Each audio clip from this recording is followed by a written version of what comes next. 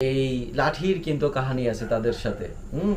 তো এটাকে কিন্তু সাধনার ক্ষেত্রে, সাধনার লাইনে, মারিফতের লাইনে বলে হচ্ছে আশা। এই লাঠিকে বলে হচ্ছে আশা। ফকিরের পাগলের আশা লাঠি বলে না?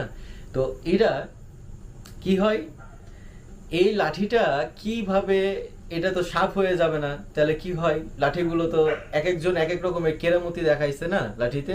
তো ঠিক তেমনি আপনি যে সাধনা করবেন, এই সাধনার ফলে এই লাঠি আপনার সক্রিয় হয়ে উঠবে। এটা আপনার আপনার ঈশ্বর এবং হচ্ছে আল্লাহ তাআলার, আপনার যে সাধনার একসেপ্টনেস, এটা আল্লাহ তাআলার কাছে কতটুকু গ্রহণযোগ্য, সেটার উপরে ডিপেন্ড করে হচ্ছে আপনার লাঠির শক্তি দেওয়া হবে।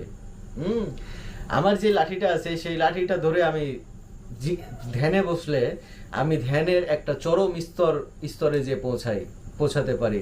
এটা একটা হচ্ছে আমার এই লাঠির গুণ।